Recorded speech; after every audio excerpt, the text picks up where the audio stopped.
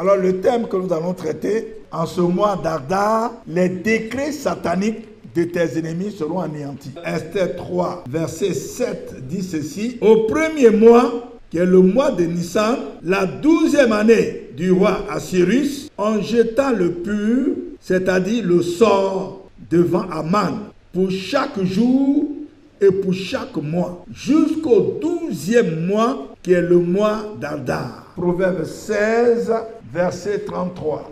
On jette le sort dans le pan de la robe. Entendez aussi, dans l'habit de quelqu'un. On jette le sort dans le pan de la robe, mais toute décision vient de l'Éternel. On va te lancer des sorts, mais si tu te lèves au nom de l'Éternel, au nom de Jésus, ce sort sera annulé.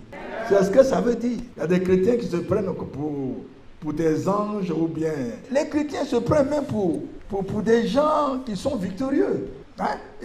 Ils n'ont plus le temps pour prier. Ésaïe 54, verset 17, vous connaissez ça, vous pouvez me réciter. Toute âme forgée contre toi sera sans effet. Et toute langue qui se lèvera en justice contre toi, tu la condamneras. Et la Bible dit ceci, tel est l'héritage des serviteurs de l'Éternel, tel est le salut qui leur viendra de moi, dit l'Éternel. Donc, ici déjà, vous voyez dans le texte, il y a déjà le combat spirituel. Il dit, toute arme forgée contre toi sera sans effet si tu te lèves. Ils ont forgé des armes spirituelles qu'on ne voit pas dans la sorcellerie.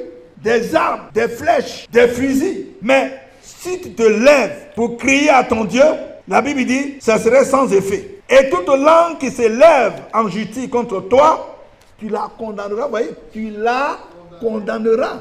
Ce n'est pas Dieu qui va condamner. Toute langue de sorcier qui te maudit, c'est ce que ça veut dire. Toi, lève-toi pour condamner cette langue-là. On ne peut pas avoir une victoire sans prière, sans combat spirituel. Dans nos tournées, on était à Yamoussoukro, dans le cadre de la JNP, Journée nationale de prière, la Côte d'Ivoire, et un pasteur qui dit, c'est un slogan, mais j'ai beaucoup aimé ça. Beaucoup de prières, beaucoup de bénédictions. Pas de prières, pas de bénédictions. Et puis il dit répétez. Puis nous tous on répète. Beaucoup de prières, beaucoup de bénédictions.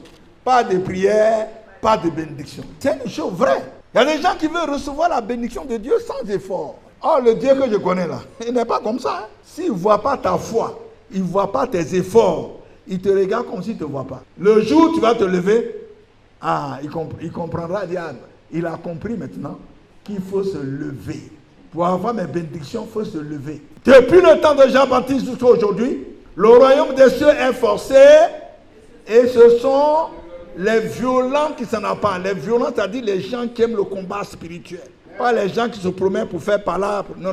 Ici, c'est spirituel. Les gens qui aiment la prière, qui sont résolus et qui disent que 2025 ne passera pas que je puisse entrer dans mes bénédictions.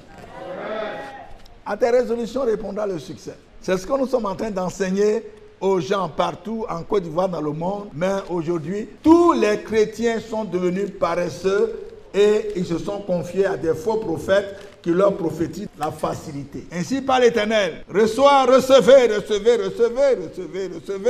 Faites offrande de 200 000, vous allez voir 300 000, c'est déjà arrivé. C'est dommage. Quand je vois tout ça, ça me fait mal au cœur parce que toutes ces personnes-là se sont livrées à des faux prophètes aujourd'hui. Ils ont fait 15 ans, 30 ans dans l'église, ils ne sont rien devenus. Dommage. Est-ce que quelqu'un peut me dire dommage? Voilà. Le premier texte qu'on a lu dans Esther 3, verset 7, il a dit Aman et ses devins. Aman, si vous voulez, c'était comme le premier ministre d'Assyrus. Il n'aimait pas les Juifs, comme plusieurs personnes n'aiment pas les chrétiens. Il dit, mais comment faire pour détruire ce peuple-là? Comme il n'est pas chrétien, comme il ne craint pas Dieu, il est allé trouver des devins, des marabouts, des occultistes. Ils ont commencé à préparer leur incantation.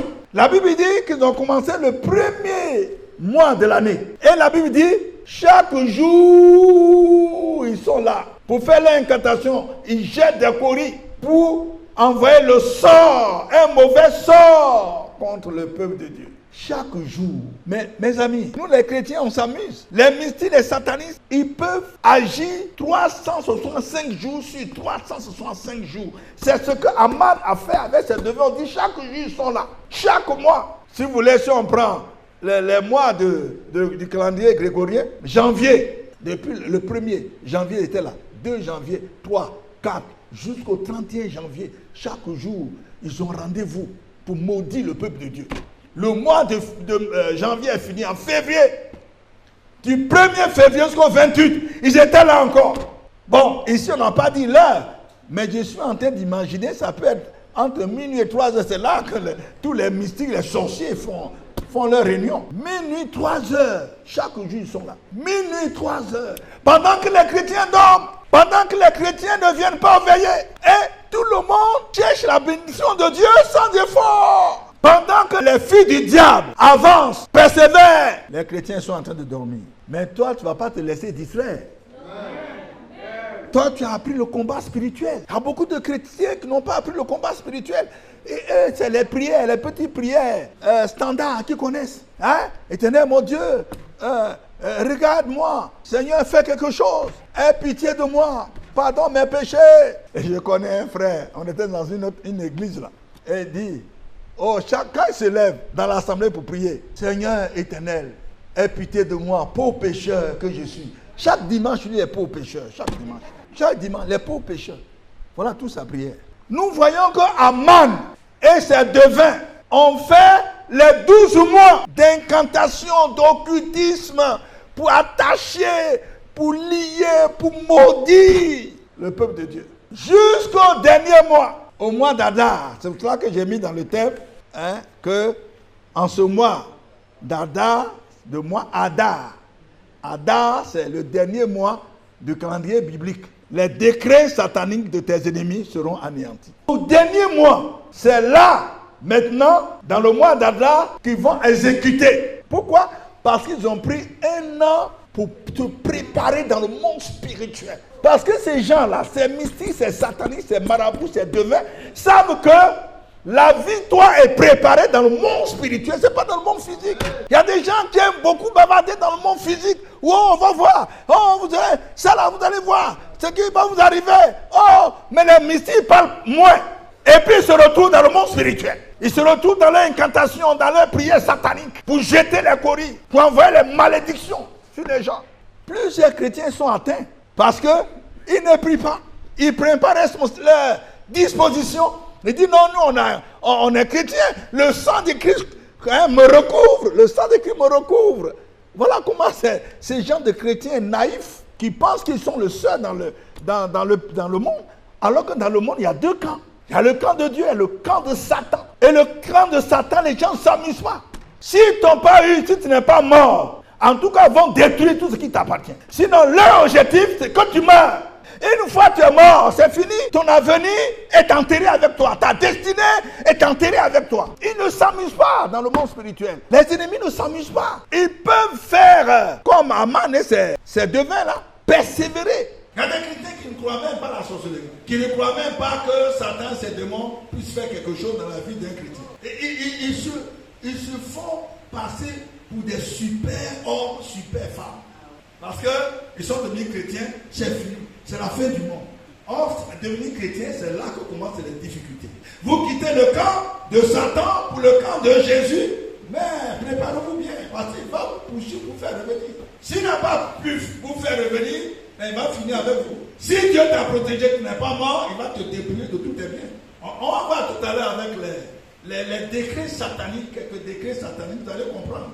Ça me permet de vous définir qu'est-ce qu'un décret satanique. Un décret satanique, c'est une décision ou une résolution qui sort d'un conseil démoniaque.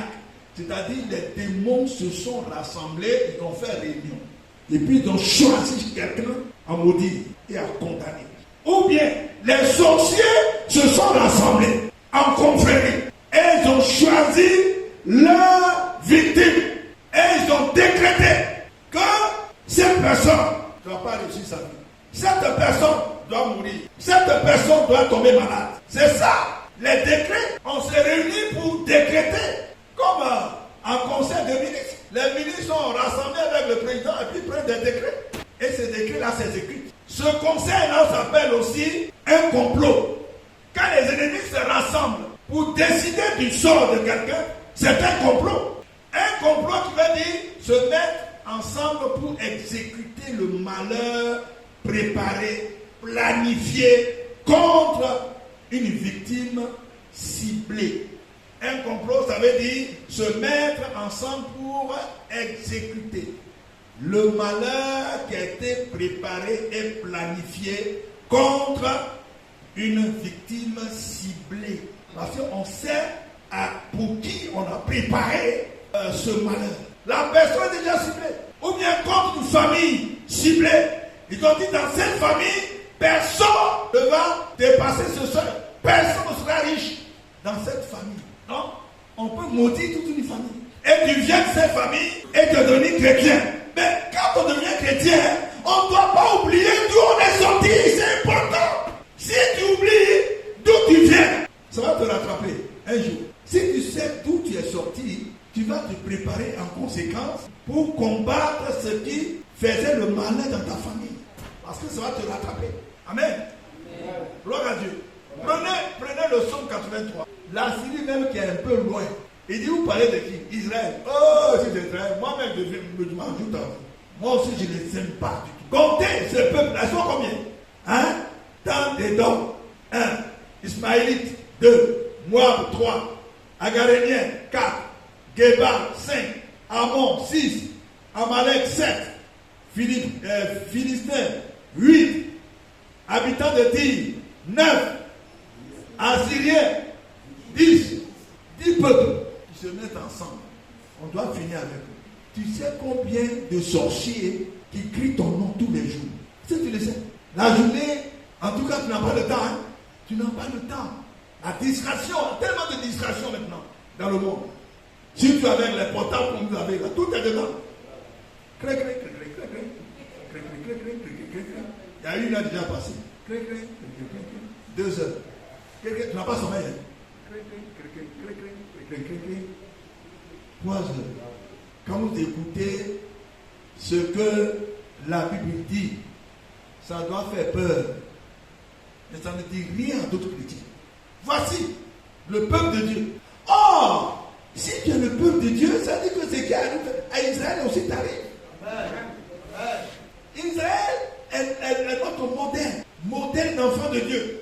Les enfants de Dieu sont toujours attaqués, toujours jalousés. Il y a des gens qui ne veulent même pas nous sortir. Parce que le nom de Christ est sur nous. Il cherche comment faire pour nous faire tomber. C'est ça. Il dit que les chrétiens, on va creuser en bas de lui, comme on dit chez nous. On va creuser en bas de lui jusqu'à va tomber un jour. Donc, il peut faire 3 ans, 4 ans en cherchant des failles dans ta vie. Ils ne sont pas pressés. Ils ne sont pas pressés. Un jeune homme appelé Joseph, ses frères ne sont pas contents de lui parce qu'il a une grande étoile. Pendant qu'ils étaient en train de faire brouter le troupeau de leur père, le papa envoyait Joseph, le plus petit, il dit, va voir comment ça se passe chez tes frères. Et voici ce qui est écrit. Il le vit de loin. Ils ont vu le petit là de loin arriver. Ils l'ont vu de loin. Et avant qu'il fût près d'eux, ils complotaient de le faire mourir. C'est pas complot ça? Ils complotaient. Complot. De le faire mourir leur propre frère. Ils se disent l'un à l'autre. Voici le faiseur de songe qui arrive. Celui dans ses songes, il dit qu'il est au-dessus de nous, là, au-dessus même de papa et de maman. Le voilà qui est en train d'arriver. Venez maintenant, tuons-le. Est-ce que c'est écrit chez vous, tuons-le? Tuons-le et jetons-le dans une des citernes. Nous dirons qu'une bête féroce l'a dévoré et nous verrons ce que deviendront ses songes. Et nous verrons ce que deviendra sa destinée. Et nous verrons comment il va faire dans la tombe là-bas pour venir dominer sur nous. Je sais que chez toi, il n'y a pas de sorcier dans ta famille. Vous êtes tous bien. Non, chez vous, là, tout le monde est bien. Tout le monde est souriant. On embrasse tout le monde. Il n'y a pas de jalousie dans ta famille. La Bible nous dit le contraire. Si tu réussis un peu par rapport aux autres, il faut maintenant augmenter ton temps de prière. Si toi-même tu sens que tu as la faveur de Dieu sur ta vie, tu dois augmenter ta vie de prière. Ton temps de prière doit augmenter. Autrement dit, ça n'est fait pour toi. Donc, vous voyez ce complot-là? Un complot familial d'un jaloux. Tuons-le, on va voir ce que deviendra son avenir. Il veut nous commander, nous. Il a fait des sons, il est au-dessus de nous. Mes amis, c'est sérieux. Les décrets sataniques, c'est la même chose dans les confréries. Ils ont des noms. Chaque année, voici des noms des personnes qu'on doit maudire. Et quand on finit avec la première, on attaque la deuxième personne. Je ne sais pas sur quel tableau tu te trouves. Mais ce qui est celui qui est ciblé. On n'a pas besoin de le savoir. Le fait d'être chrétien, déjà, ça suffit. Pour que tu sois une cible pour des jaloux. Ce n'est pas une affaire d'avoir beaucoup d'argent, non. Une affaire d'appartenance au Dieu de Jésus-Christ. Ça suffit pour que les gens, soit de ta famille, de ton quartier, de ton lieu de travail, se lèvent contre toi. On n'a pas besoin d'avoir beaucoup d'argent pour ça. On va voir maintenant. Deuxièmement, comment s'exécute un décret satanique. Premièrement, ça s'exécute par des pratiques d'incantation, d'enchantement, de divination, d'occultisme, de sorcellerie, de maraboutage, de fétichisme. Tout ça, c'est des gros mots. Tout ça, ça dit, ce sont des pratiques de sorcellerie. La Bible résume pratiques de sorcellerie. Que ce soit les marabouts, que ce soit les féticheurs, que ce soit les devins, que ce soit les occultistes, ceux qui jettent les coris, les occultistes, ou bien qui utilisent les poupées. En fait, l'occultisme, il y a plusieurs pratiques d'occultisme. On peut utiliser une poupée, et puis on dit, cette poupée-là, c'est Jean-François. On dit, c'est Jean-François, cette poupée-là. Donc, il faut l'incantation sur Jean-François.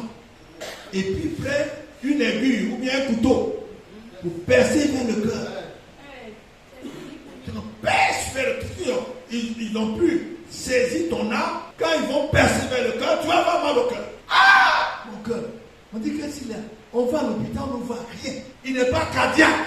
Il n'est pas hypertendu. Tout va bien sur le plan scientifique. Mais sur le plan spirituel, dans l'invisible, ils l'ont déjà frappé. Est-ce que vous savez, il y a des gens qui ont entendu une détonation. Et regarde derrière la personne. Une heure après, il dit ah! On dit, qu'est-ce que c'est? Il dit j'ai mal ici. J'ai mal au dos. Si on l'a fusillé par le dos, il met sa main. Il dit on dit, mais qu'est-ce qui se passe? Ils l'ont fusillé. La médecine ne verra pas ça. Plusieurs sont morts. Ils arrivent à l'hôpital, c'est fini. Ceux qui ont des parents chrétiens et qui voient que c'est anormal, ils vont à l'église avec lui en même temps. Amen. Pour qu'on puisse annuler ça. Je vous ai donné 2 témoignages ici. Il y a une sœur policière qui venait ici et qui avait hébergé son propre frère, mais un grand sorcier, petit mais grand sorcier. Dieu a ouvert les yeux de la sœur dans un songe. Voici son petit frère qui vient avec un couteau. Et puis, mais où tu vas le couteau? Il vient sur elle. Avant qu'elle ne réagisse, il a mis ça sur son flanc. Et puis elle s'est réveillée. Le mal est là. Elle a quitté sa maison pour venir ici. En pleine journée, je n'étais pas là. Elle était comme ça. On dit le pasteur n'est pas là. Elle est retournée. Je ne sais pas si c'est le lendemain, bien 2 jours après. Elle est venue. Il n'y a pas de plaie physique. Elle est revenue courbée. Et j'étais là, j'ai dit, mais qu'est-ce que tu as? Elle m'a raconté l'histoire, enfin son songe. On est allé au bureau. J'ai dit, le couteau est encore dedans.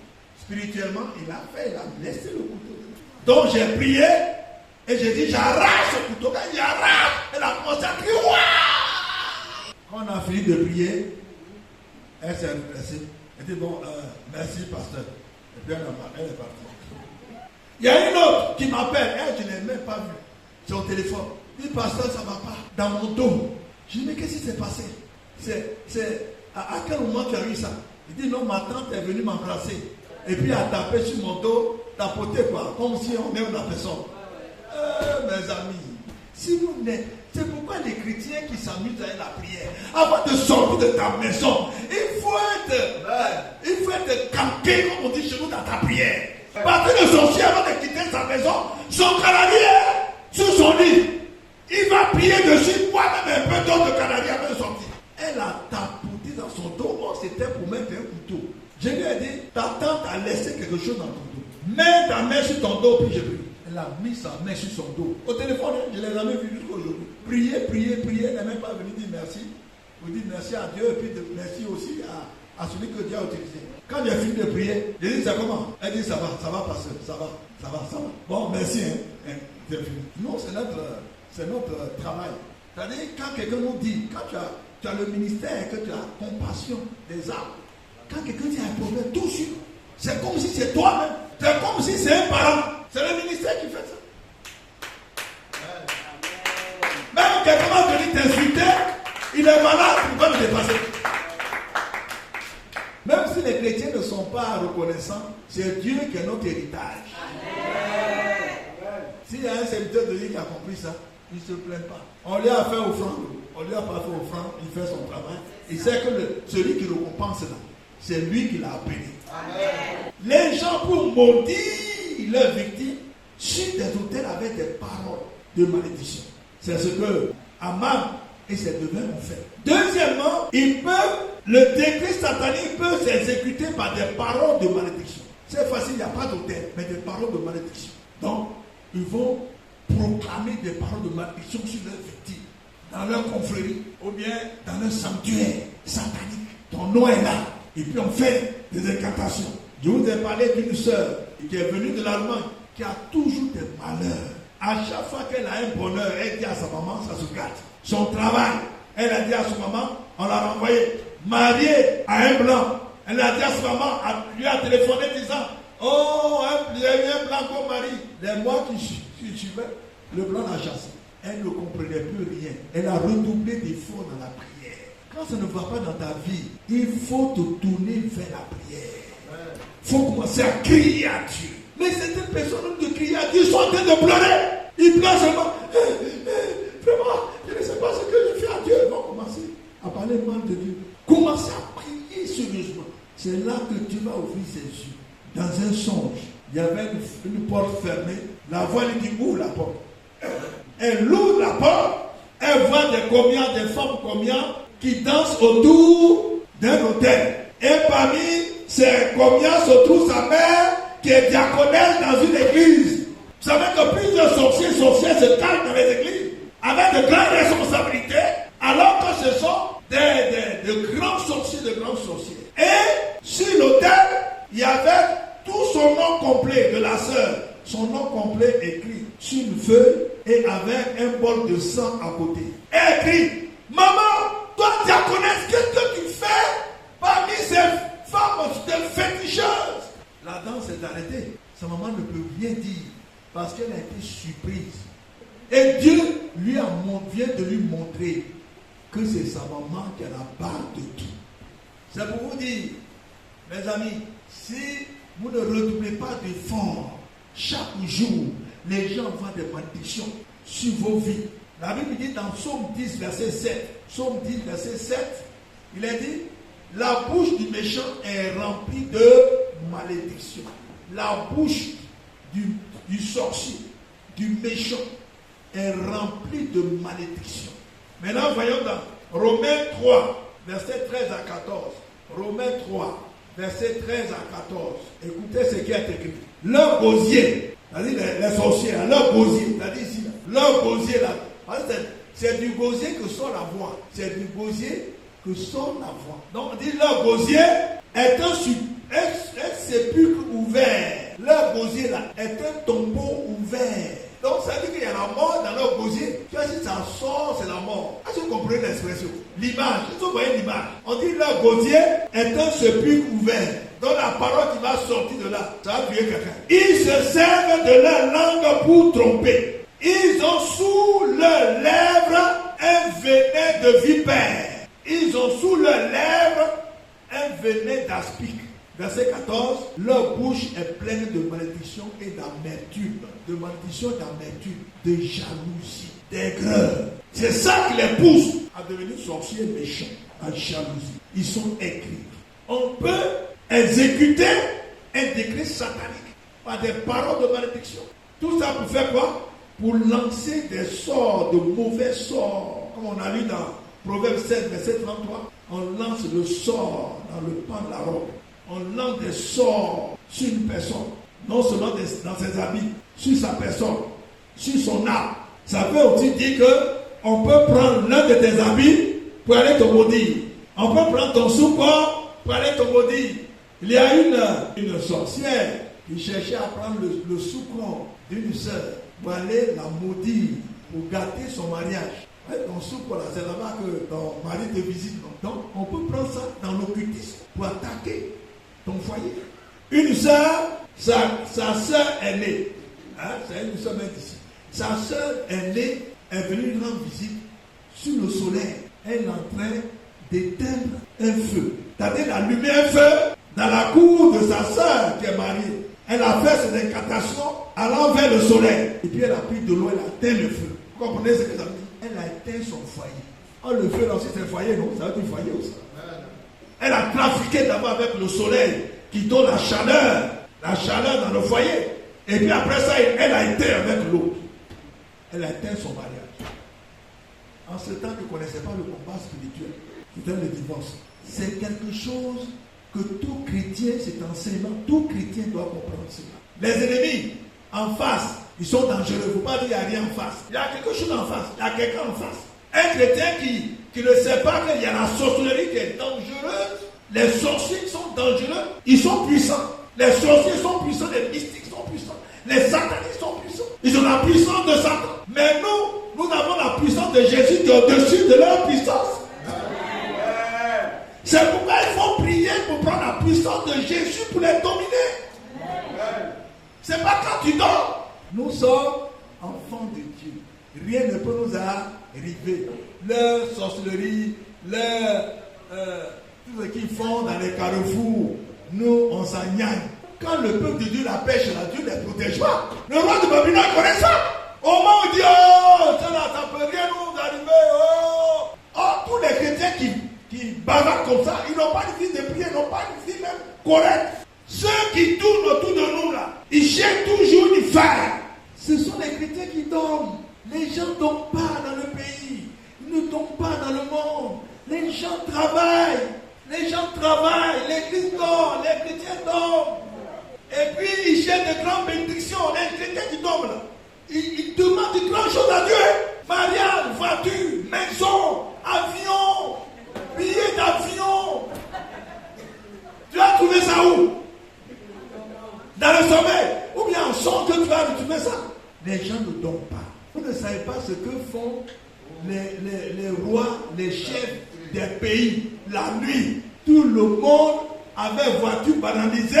On passe là avec, on se maquille, puis on se fait des choses au bord de la mer, dans les carrefours. On ne sait pas qui est qui, ni connu. Mais tout se fait dans la nuit. Pendant que tu dors, quelqu'un est venu enterrer quelque chose derrière ta maison. Tu ne peux plus prier. Tu as assoupi. Ils ont parlé derrière ta fenêtre. Pendant que tu dormais, parlé derrière ta maison. Un jour, on était encore à Koumassi. C'était, je ne sais plus quelle année, mais c'est 31. La nuit du 31 premier. Quand l'église est à côté de notre maison, je dis bon, il y a des peintres qui sont venus peindre un peu notre maison pour que nous puissions entrer dans la nouvelle année. Quand l'église est à côté de moi, je suis venu voir un peu les travaux avant de retourner. Je suis venu, en retournant par le petit portail, je vois un œuf cassé. J'ai freiné, j'ai refermé la porte. Je pars par le grand portail. Voici un œuf qui est cassé encore là-bas. Là maintenant j'ai compris que c'est pas erreur. Ils ont dit s'il ne passe pas par ici, il va passer par là-bas. Alors j'ai repoussé maintenant mes manches. Et puis j'ai pris la Bible. Non, vous comprenez comment j'ai pris là? Prier, renvoyer ça contre l'envoyeur maudit avec la parole de Dieu. Que ces personnes ne vivent plus. Tout ce qu'il a pensé de moi retourne contre lui. Quand j'ai fini de prier maintenant, j'ai ramassé tout ça. Puis je suis allé continuer ma prière à l'église. Mais je suis sûr, c'était les gens en face. Parce qu'en face de nous, il y avait les quartiers précaires. Je ne suis pas sûr que cette personne a survécu à ce qu'il a envoyé sur ma vie, devant ma maison. Deux incantations aux portes. Et vers minuit, c'était pour garder mon année. Mes amis, si on n'est pas instruit, les gens vont finir avec vous. Si c'est un chrétien qui n'est pas instruit dans le combat spirituel, il va dire, vous vous-même, vous perdez votre temps. Hein? Il va sauter et puis il va aller dire ça, c'est quoi ça? Bon, il est fin. Il va sauter. En sautant là, il reçoit ce qu'on appelle spirituellement les vibrations. Il va recevoir les vibrations dans ses pieds, dans ses jambes. Ça va monter dans son corps et ça va lui créer des problèmes, soit des maladies, soit empoisonnement. Ce serait fini pour cette personne. Vous n'avez jamais vu au cimetière tombe de chrétiens ou bien de pasteurs? Hein? Aujourd'hui, même les chrétiens et les pasteurs meurent plus que les autres. Parce que le seul fait d'appartenir à Christ seulement, ça ne suffit pas. Le fait même de devenir chrétien, c'est déjà devenu dangereux même pour toi. Pourquoi tu as quitté Satan pour aller à Christ? C'est un problème. Donc tu dois prendre des dispositions pour mener ce combat, pour donner gloire à Dieu. Et on dit Satan. Mais le plus souvent les gens, ils nous disent on dit Dieu. C'est le chrétien qui donne. C'est pourquoi Dieu ne parie pas sur la vie de n'importe qui. Il a dit devant Satan, tu connais Job, mon serviteur. Il n'y a personne qui soit intègre comme lui, craignant Dieu. Est-ce que Dieu peut rendre témoin de toi? Quelques effets des décrets sataniques. On en a parlé, cité quelques-uns. Les effets des décrets sataniques. Les sorciers, les méchants, les mystiques, les satanistes, dans leurs décrets sataniques, ils peuvent envoyer sur leurs victimes une maladie incurable, une maladie démoniaque. Ils peuvent envoyer sur sa vie, ou bien sur leur vie, leur victime, une infirmité. Ils peuvent envoyer sur leur vie des échecs, le non-accomplissement, sans cesse. C'est-à-dire dans leur vie, il a été dit, cet homme-là, si on ne peut pas mettre fin à sa vie, mais mettons sur sa vie échec, non-accomplissement. Dans toutes ses activités, il ne va pas réussir. Il est vivant et il n'est rien devenu. Ou bien, envoyons sur lui la pauvreté, les dettes, la misère, même la mendicité, le chômage. Il a tous ses diplômes, mais il ne doit pas travailler. C'est ce qui a été arrêté, le décret qui a été arrêté contre lui, le décret satanique. Pour qu'il reste toujours pauvre, endetté, dans la misère, qui devient même mendiant. Le décret satanique, là, on peut détruire ça, révoquer, annuler, effacer, renverser les autels, les autels sataniques d'envoûtement.